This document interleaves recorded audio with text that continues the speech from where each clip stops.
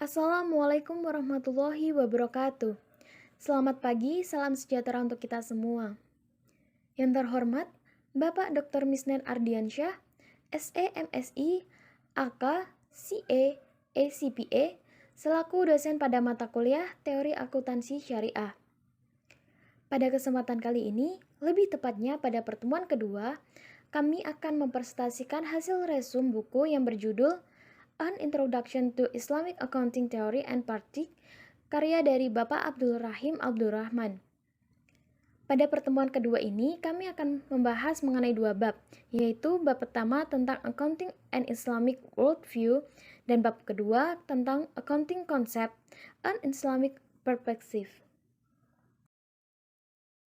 Sebelumnya, perkenalkan, kami dari kelompok 7 yang beranggotakan 4 mahasiswi yang terdiri dari Yulistiana Hoirinisa Wulan Arum dengan NIM terakhir 068, kemudian ada Nindya Ayu Milanda dengan NIM terakhir 069, selanjutnya ada Firda Nur Hidayah dengan NIM terakhir 070, dan yang terakhir ada Zalsa Nabila dengan NIM terakhir 071.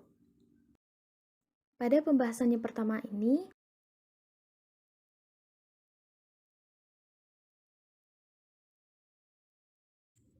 dalam buku tersebut, akuntansi diibaratkan sebagai bahasa bisnis. Perencanaan keuangan, investasi, pinjaman, pajak, dan lainnya merupakan kegiatan bisnis yang sangat bergantung pada akuntansi. Akuntansi adalah sistem yang mengukur aktivitas bisnis, memproses informasi tersebut menjadi laporan, dan mengkomunikasikannya kepada pihak yang bertugas mengambil keputusan. Dalam proses akuntansi menghasilkan berupa laporan keuangan, yaitu berupa dokumen yang melaporkan tentang individu maupun bisnis organisasi dalam istilah moneter. Pembukuan merupakan elemen prosedural akuntansi karena aritmatika merupakan elemen prosedural matematika. Berikutnya B. Akuntansi dan lingkungannya. Akuntansi dapat didefinisikan secara umum sebagai proses mengidentifikasi, mengukur, dan mengkomunikasikan informasi ekonomi untuk penilaian yang tepat oleh pengguna informasi. Peran akuntansi adalah untuk melayani akuntabilitas agen, pengurusan manajemen terhadap prinsipal, pemegang saham, dan pemangku kepentingan lainnya dari kekayaan bisnis karena pemisahan kepemilikan dan pengendalian korporasi. Akuntansi dapat dibedakan menjadi dua fungsi dasar, yaitu akuntansi keuangan dan akuntansi manajemen. Akuntansi keuangan memberikan informasi kepada orang-orang di luar perusahaan, misalnya kreditur dan pemegang saham, yang merupakan bukan bagian dari manajemen perusahaan sehari-hari dan lain-lain. Akuntansi manajemen selain menghasilkan informasi rahasia sebagai pengambil keputusan internal seperti eksekutif puncak, kepala departemen, dan lain-lain, untuk membuat keputusan berinvestasi, membeli atau menjual aset, memotong pengeluaran, dan lain-lain. Standar akuntansi adalah aturan dan pedoman yang terkodifikasi prinsip dan praktik akuntansi untuk berbagai jenis transaksi dan masalah bisnis. Malaysia memiliki standar nasional sendiri yang harus dipatuhi yang dikeluarkan oleh Komite Standar Akuntansi Internasional atau IASC, yang terdiri dari perwakilan dari badan akuntansi dari seluruh dunia. Sebelum tahun 2001, standar yang dikeluarkan oleh IASC disebut International Accounting Standards atau IAS. Sekarang standar ini dikenal sebagai Standar Pelaporan Keuangan Internasional atau IFRS. Selain itu, Dewan Standar Akuntansi Internasional atau IASB bertanggung jawab penuh untuk mengembangkan dan mengeluarkan standar internasional baru. Berikut ini terdapat 5 elemen dari laporan keuangan, yaitu aset, kewajiban, ekuitas, pendapatan, dan beban. Aset, kewajiban, dan ekuitas terkait dengan laporan posisi keuangan atau laporan neraca. Sedangkan pendapatan dan beban terkait dengan laporan kinerja keuangan atau laporan laba rugi, pernyataan atau laporan laba rugi. Aset adalah sumber daya yang dikendalikan oleh perusahaan sebagai hasil peristiwa masa lalu dan dari mana manfaat ekonomi masa depan diperoleh diharapkan mengalir ke perusahaan.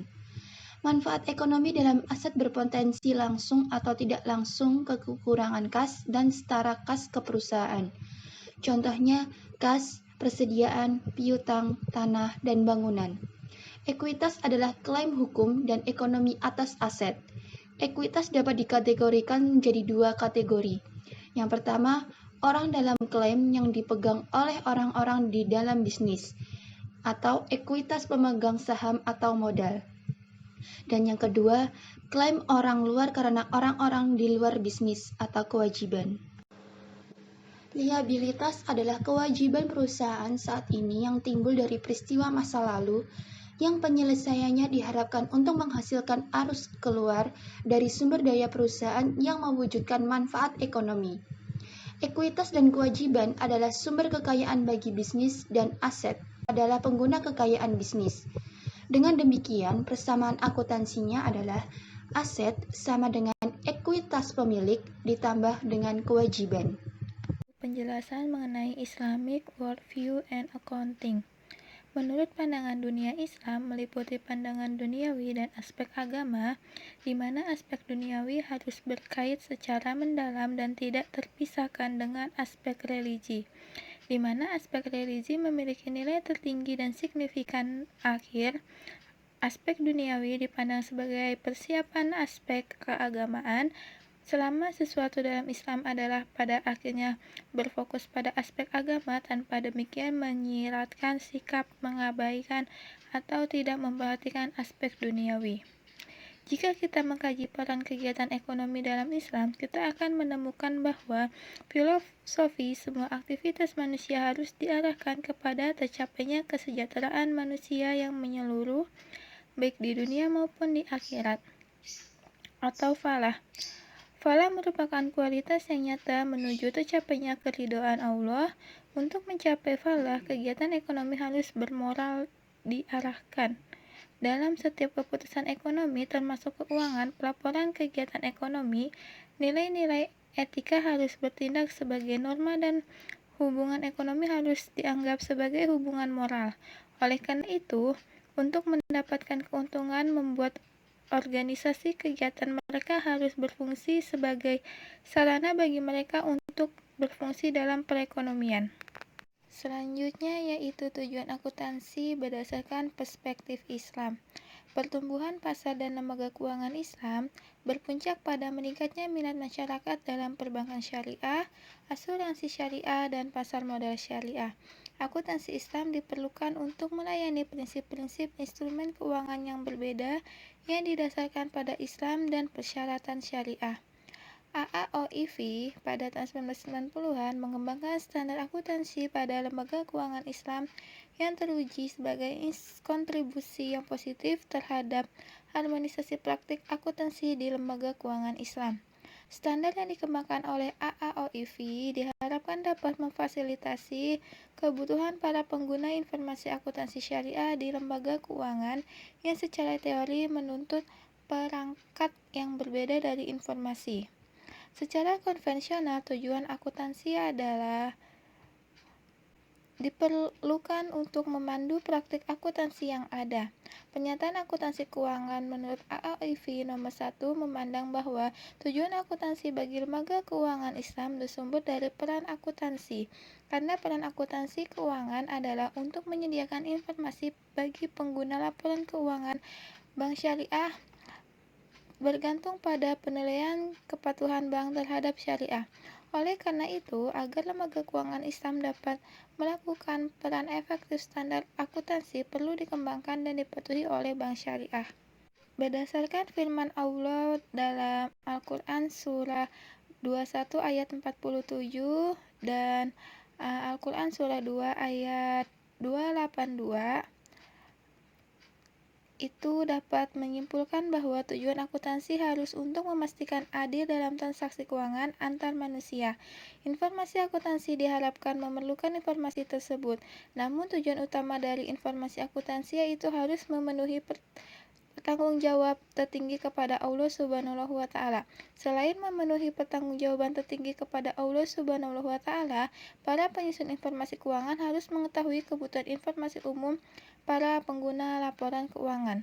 Informasi umum pengguna laporan keuangan biasanya terdiri dari kebutuhan informasi yang dapat membantu dalam mengevaluasi kemampuan entitas dalam menggunakan sumber daya ekonominya dan memenuhi kewajibannya. Materi yang selanjutnya yaitu bab 2 mengenai Accounting Concept and Islamic Perspective.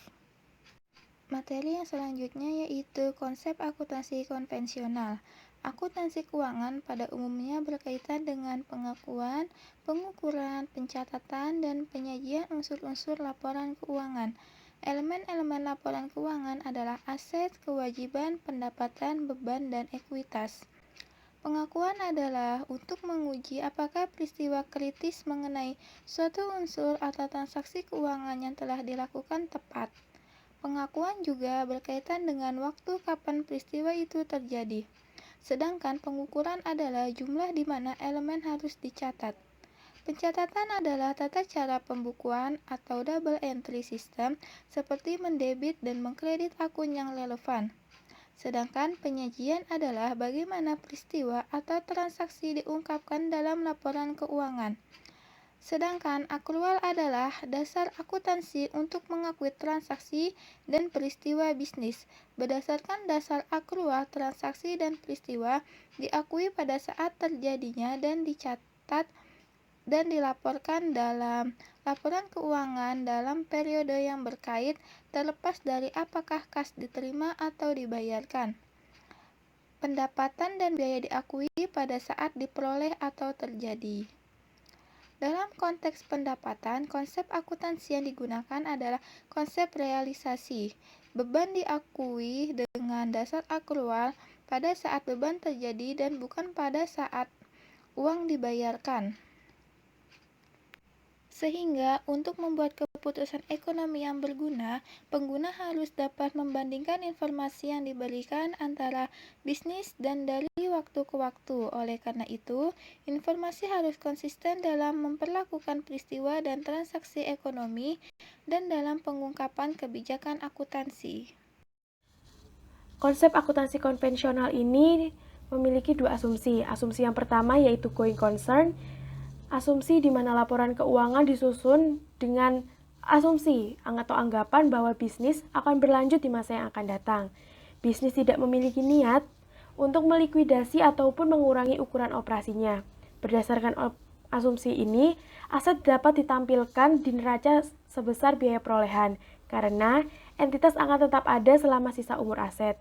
Jika bahan usaha tidak lagi going concern, maka aset akan ditampilkan sebesar nilai realisasinya. Kemudian untuk asumsi yang kedua yaitu asumsi periodisitas. Asumsi periodisitas ini merupakan kegiatan ekonomi suatu bisnis di mana asumsi ini dibagi menjadi periode waktu. Periode waktu ini biasanya dilaksanakan secara tahunan. Karena tujuannya untuk menyediakan informasi keuangan untuk memungkinkan pengguna membuat keputusan yang baik.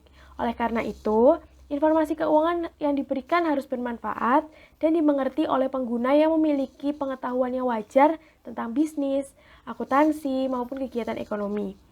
Informasi yang relevan di sini yang dimaksud adalah informasi yang mana jika disediakan harus dapat untuk mempengaruhi keputusan pengguna ekonomi dengan mengevaluasi peristiwa masa lalu, sekarang maupun yang masa yang akan datang. Konsep akuntansi dan syariah persyaratan. Konsep akuntansi disebut sebagai prinsip, aksioma, postulat, asumsi, dan juga aturan. Konsep akuntansi konvensional ini diteliti untuk memastikan sejalan dengan prinsip Islam dan syariah. Hal pertama yang akan kita bahas dalam konsep akuntansi dan syariah persyaratan adalah pengakuan akuntansi. Pengakuan akuntansi ini mengacu pada pencatatan dasar unsur-unsur laporan keuangan. Konsep pengakuan akuntansi mendefinisikan prinsip-prinsip dasar yang menentukan waktu pendapatan, beban, keuntungan, dan kerugian pengakuan dalam laporan laba rugi entitas. Dan pada prinsip dasarnya menentukan aset waktu dan pengakuan kewajiban. SFA 2 AOIV merekomendasikan pendapatan harus diakui pada saat direalisasikan. Adapun realisasi pendapatan akan terjadi apabila 1. Entitas memiliki hak menerima pendapatan. Yang kedua, ada kewajiban dari pihak lain untuk mengampuni, dan yang ketiga, besarnya pendapatan harus diketahui dan dapat ditagih dengan kepastian yang wajar. Konsep akuntansi dan syariah persyaratan selanjutnya yaitu asumsi akuntansi. AOIV mengkaji asumsi akuntansi dari konsep unit akuntansi, konsep going concern, konsep periodisitas, dan juga konsep unit moneter. Untuk konsep yang selanjutnya yaitu pengukuran akuntansi. Pengukuran akuntansi konvensional didasarkan pada prinsip biaya yang mempertimbangkan biaya perolehan atau biaya historis secepatnya dasar pengukuran yang tepat. Kemudian, untuk konsep akuntansi dan syariah persyaratan yang terakhir yaitu pengungkapan akuntansi. Dalam hal persyaratan pengungkapan, setidaknya ada 4 tujuan pengungkapan akuntansi untuk perusahaan Islam. Adapun persyaratan khusus yang ditetapkan oleh perusahaan Islam untuk menghindari riba dan bayar zakat, serta pendasaran persyaratan umum yang disimpulkan disebut akuntabilitas sosial dan pengungkapan penuh. Tujuannya untuk larangan riba dan pembayaran zakat yang dilakukan secara luas dicakup juga oleh banyak literatur di masa lalu serta memerlukan perhatian yang khusus. Sekian pemaparan materi dari kelompok kami, banyak salah dan kurangnya kami mohon maaf. Terima kasih. Wassalamualaikum warahmatullahi wabarakatuh.